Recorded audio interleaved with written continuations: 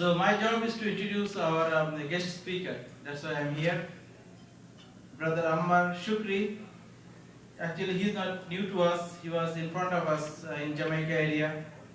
He began seeking knowledge in New York with a wide variety of teachers in Quran, Hadith, Aqidah, Fiqh and Tafsir.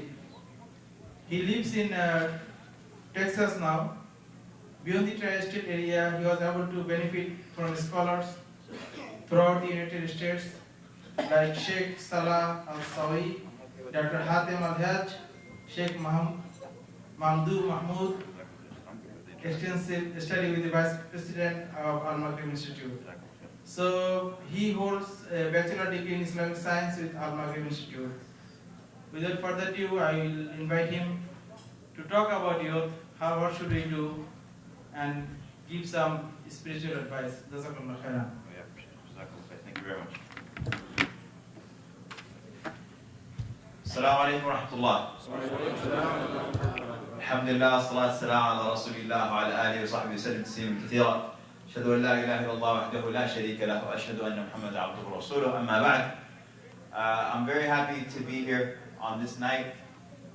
I grew up in Jamaica, Queens. I prayed in Jamaica Muslim Center for many years in my life. Alhamdulillah, I'm very happy to be here with so many familiar faces and to be with my two imams here, Imam Beg and Imam Shamsi Ali. Alhamdulillah, and I ask Allah subhanahu wa ta'ala that He bless this institution, bless this community. And it's amazing really because I've moved to Houston a couple of years ago, around 4 years ago, but every time that I come back, I see that the community is continuing to grow and continue to progress, really at a rate that I don't think is comparable anywhere else in the country. When you look at just how the community grew around Jamaica Muslim Center in particular, it's something that's incredibly unique, and it's something that we should thank Allah subhanahu wa ta'ala for, because when you thank Allah, Allah subhanahu wa ta'ala increases you. That's the idea. Now, I wanted to just share a couple of things with regards to number one, the issue of identity. And New York is an immigrant city, right? New York is very, very, very diverse, and it's a city where, they say if you're on the 7 train, then every stop it's like you got off in a different country. And so, alhamdulillah, New York is incredibly diverse. It's a very beautiful experience. And many times, what ends up happening is that, when we talk about, I'm sorry cameraman if I'm making it difficult for you, should I just stay behind the podium? Okay, I'll just stand here. So, the immigrant experience, many times, parents, and it's a very natural urge, it's a very deep desire that they want to convey to their children everything that they are. And so, I'm from Sudan. My parents, we grew up with my parents telling me, you're Sudanese. Don't do that. You're Sudanese. This is the way that we act, right?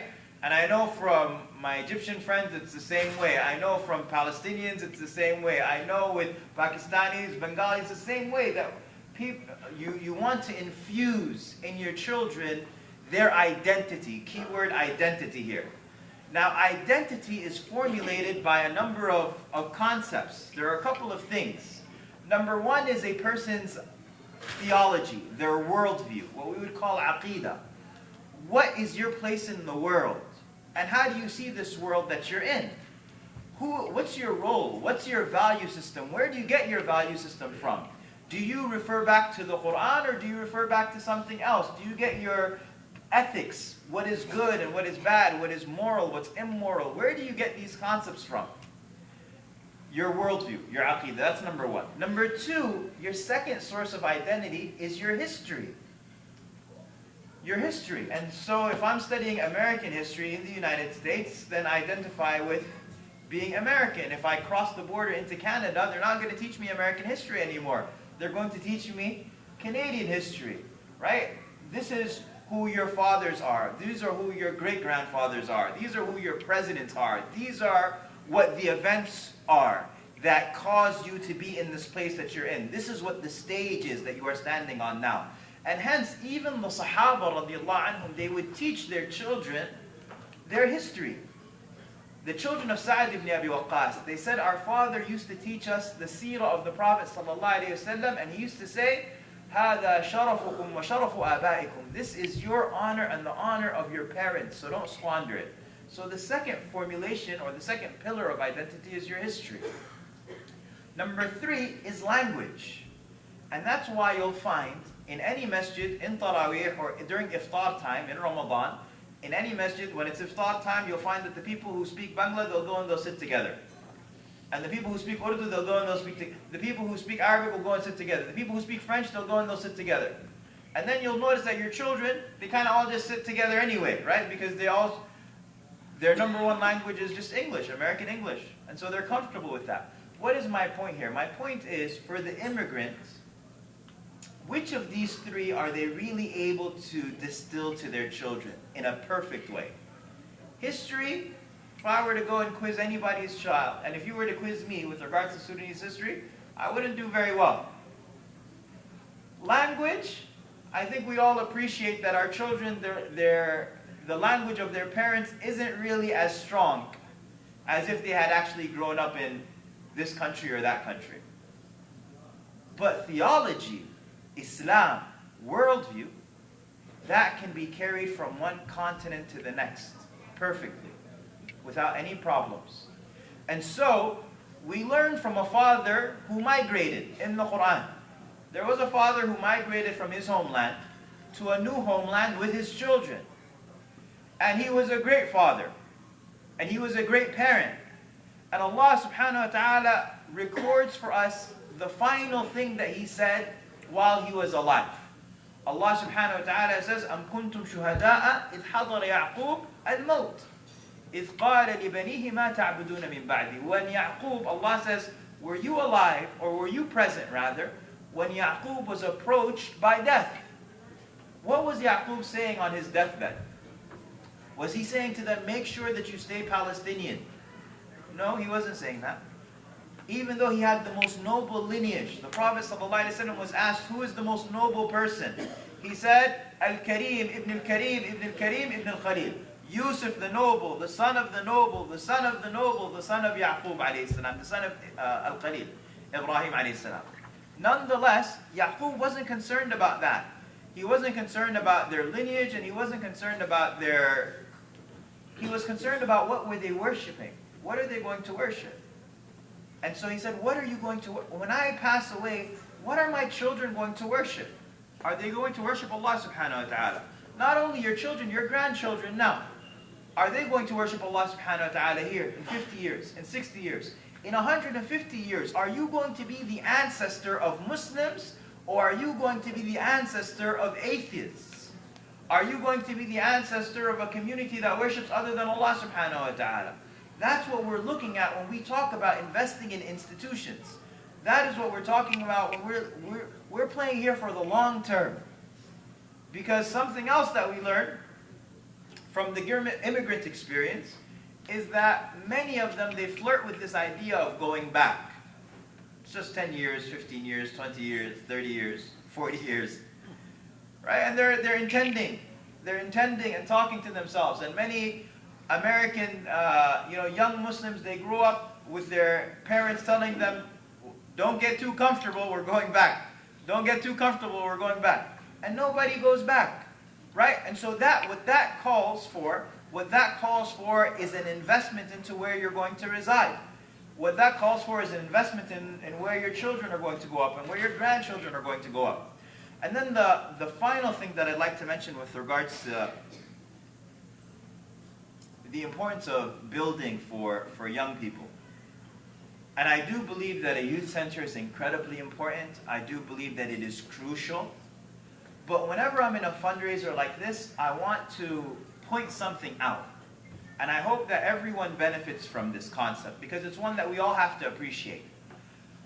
I moved, like I mentioned, I moved from New York and I moved to Houston, Texas. And when you go out west, you see that, for what will get you, a masjid for $1 million in New York, for $1 million you'll buy an incredible facility. And I went and I was shocked by the size of the masajid that I saw. and I saw basketball courts, and I saw full-fledged gyms. You know, here in New York, if you wanted to just, like the brother was mentioning, just a basketball hoop and everybody was happy. I'm talking about when you go out to Texas, you see a full court, and you'll see an entire gym. Anybody can go. I've seen pool tables and lounges for the men and for the women, and just incredibly well thought out facilities. And yet, nobody's there.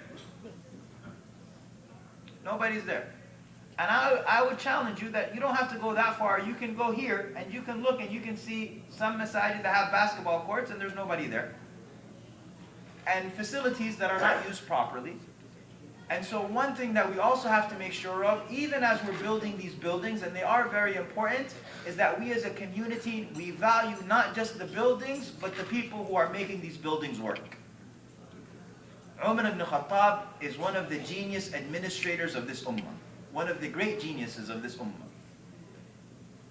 Umar radiallahu anhu, when he's the Khalifa, and I'm going to end with this, but I love this story so much, and I hope that everybody hears it and remembers it. Umar was with his companions, and he said to them, make a wish. And so one of them, he said, I wish that I had this room filled with gold, so that I could spend it for the sake of Allah. Imagine if this room was filled with gold. You walked into the fundraiser and you found this room filled with gold. Fundraiser's done, we're good for the next 30 years, right? Everybody would be happy. We'd get takbeers and Allahu Akbar and all of that. And then another person, Umar says to them, tamannu, make another wish. And then another person says, I wish that I had this room filled with silver, so that I could spend it in the path of Allah. Again, right? Cash, cash, cash, that's what we need. And then Umar said to them, tamannu, make a wish. And then they said to him, Ya Amir al-Mu'mineen, what should we wish for? We've already wished for money. We've already wished to finance our projects. We've already wished for that. Umar said to them, what I wish for is I wish for a room not filled with cash, but a room filled with men like Abu Ubaid ibn al-Jarrah and Abdurrahman ibn Auf. Why? So I could send them out in the path of Allah. And so what this teaches us is the value of human resources. This teaches us that, you know what, even as you're getting this youth project, inshallah ta'ala, in the future, like was mentioned, that inshallah you'll have 2 full-time people who will be bringing the youth to the basketball court, to be making sure that they are accessible to them. Not only that they're making sure that they're accessible to them, but they are creating them an environment where they are welcomed, where their talents are being discovered and developed, and where their imaginations are being captured and kindled. That is the idea of this, of moving forward. And I ask Allah subhanahu wa ta'ala that He bless our project, bless our community, bless your intentions, and bless this night. Jazakumullahu khairan wa sallallahu alayhi wa sallam.